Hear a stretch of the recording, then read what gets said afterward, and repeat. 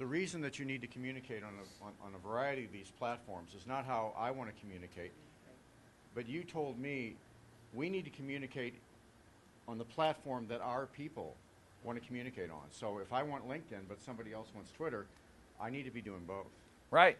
And that's to Stan's point. Yeah, who am I trying to reach? And then to Peter's point, what am I trying to achieve? Is it to drive business? Is it to build a community? Is it to build relationships with my existing clients and that sort of a thing? I do think you should be on all of them, just on the off chance that people do want to communicate with you that way, and just then start allocating your time based on where you're going to get the best ROI. Yeah, I strongly believe in integrating all sorts of channels, and you also want to make sure that you have, say, on Facebook, that your Twitter account is visible, your YouTube channel is visible, you know, your LinkedIn, and you want to make sure all of these different widgets, icons, presences are on. You're integrating it through all of your communication channels. Right. But you also want to make sure that it's being handled and managed properly and effectively. So it's kind of like when you put out an ad these days, you almost have to say, hey, we are on Facebook. Hey, we use Twitter. Hey, we're on LinkedIn. Hey, we do an e-newsletter. Hey, we have RSS feeds. Hey, we have a YouTube channel.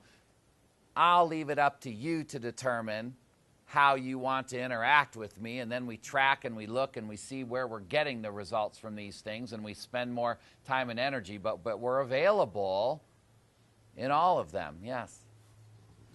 Well, privacy is a very big issue with Dinner for Six, and I communicate with all my members via email. There's probably less than a dozen that I do through Facebook, and it's all an opt-in. I will not communicate with anybody unless they specifically opt in. So I'm... What's that mean? You won't communicate with me on Facebook unless I opt in? You have to initiate that you want to communicate with me that way. Otherwise, I'm just going to communicate with you via email for the privacy issue. I'm just gonna pose kind of a thought that I have that says, if you're posting things and you're communicating and you're telling the world about your company on Facebook, I'm going to see what it is you're doing. That's fine. Okay, so you are communicating with me without me opting in, correct? Well, you're going to have to friend me or something like that, or have one of your friends that is posting my stuff also. But directly, because of privacy, I'm not going to communicate with you unless you actually want me to. Does that make sense? I think that that's an interesting look at things, and we probably could have a dialogue about that. I think one of the beauties of social media is I don't have to let you know that I'm consuming your content, and I can do it I can do it anonymously, and so you know I'm kind of under the belief that I'm putting things out there and people are choosing what they pull, and I'm out of control of what's happening with my message somewhat. And that's the point, is they're choosing. It's like I have a couple members that say, no, there's no way in the world I'm going to be on Facebook because I don't want the world to know about me. Ah, yeah. So yeah, they're going to pick the channel. Right. And you're making yourself available through all these channels. Right. Absolutely, 100%. So let's do some case studies here. You know, what tools are you guys using and how did you come across? And Stan, why don't we pick up with you? Tell everybody what you do, and then you talked about the age and you talked about what you want to achieve, and how'd you pick the tools you're using and what are those? And tell everybody what you do. So I'm with, I own ATA Family Martial Arts, so it's a martial arts school that has taekwondo programs, Krav Maga, and kickboxing. So, and each of those has their own demographics that we then target. So we use Facebook, Twitter, YouTube. I'm on LinkedIn.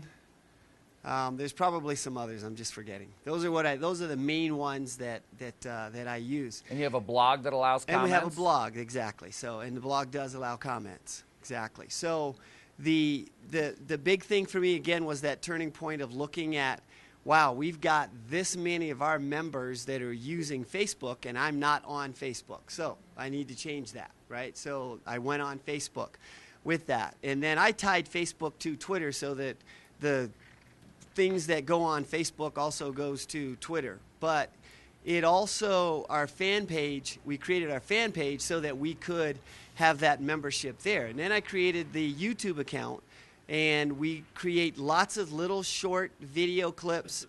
And in this group, I learned how to index those really well. So now that's working out really nicely in terms of it all linking and working from a Google standpoint. So it creates a nice little community. And the latest thing that we've just created is we have a social site, which is a members section of our website that will broadcast everything that they put on social site. It'll broadcast it out to Facebook. They can comment on Facebook. It'll bring it back into my social site. So we've just given them a lot of different tools and ways to communicate with us. So your website's becoming a social media marketing tool. Great. It is. Peter, I want to hear yours as well, because you're going to add a whole different dimension to this, I would imagine. Sure. How'd you decide? Tell them what you do, and then Right. how'd you decide what you use and what do you focus on? Absolutely. I do the social media for Belco Credit Union. Most important tool is Google Reader, listening to what other people are saying about you. So listening is Yeah. something that we didn't bring up, but that's a huge tool too. Go ahead, Right. sorry. And it's free.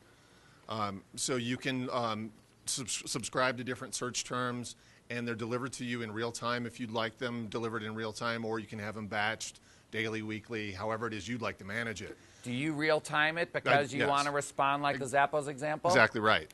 Yeah, I had a conversation with a guy on Twitter a week ago at like 9 at night. I just happened to check my iPhone, saw that someone posted about Belco, and I had time, so I had an interaction with him there because he was concerned about whether or not he was going to get his loan. Right. And I said, hey, no worries. We'll check it out in the morning. Tell me what's going on. So You didn't just say, yeah, you'll get it. Don't exactly. worry, man. What's that? Google Alert. Reader is this kind of basically a step above Google Alerts. If you, it's an RSS RSS.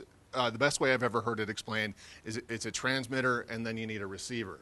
So you can subscribe, like if you go to search.twitter.com and you type in your business name or your name, or if you're a Denver Broncos fan, you type in Denver Broncos, you can subscribe to anything that goes out on Twitter that has that search or has those keywords. And then they'll be delivered to you as they happen. So it's a great way to keep track of what's being said. And then I use TweetDeck at work to respond to Twitter and also to filter the different items. And then we've got, we've started doing a bunch of YouTube videos, but the expense, you don't have to spend a lot of money. Google has made a lot of great tools available to you for free. So the tools are free. Right. And It's, then yeah, you to just- your time and effort in Yeah. creating content and managing the account. Yeah. So where do you go to learn how to do all this? No, that's a very reasonable question. And Denver Dataman teaches people to do Yeah, those things exactly. as well.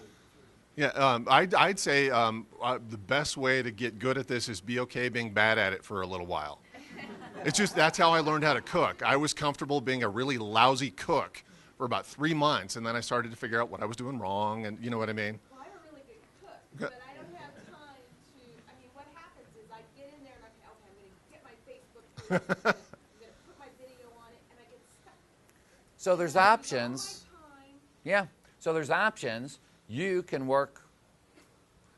One would be you could work with Steve or somebody like Steve and get trained on how to do it. Or the second is you could say, you know what? I make X amount of dollars an hour doing what I'm doing. I'm just going to hire somebody to flat out do it for me. Right. I would absolutely recommend, if you don't know how to work the mechanics, just like you don't know how to, if my computer breaks, I have no idea how to fix it. I'm going to hire somebody. You know, think about what you're trying to get out of it. And if you don't have time to fix it, don't worry about it. You know, in addition to everyone in the room who could probably help you, see if you're, you know, you have a niece or a nephew or a grandson or, you know. And this was kind of my point in the beginning, is that all of this is your advertising. And would you do it yourself? Would you learn how to do it? Or would you hire somebody to do it? And there isn't a right or wrong answer. It's just a business decision. How should I approach this? All right, who else? Steve, what are you doing, and how do you decide what to do? Should we ask you or somebody else? No.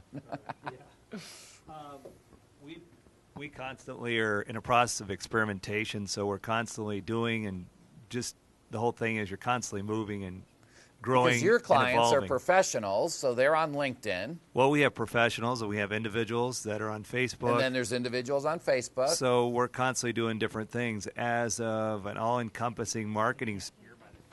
Really? Stand up. So we're doing an all-encompassing marketing strategy. So we constantly are changing. Oh, sorry. Good point.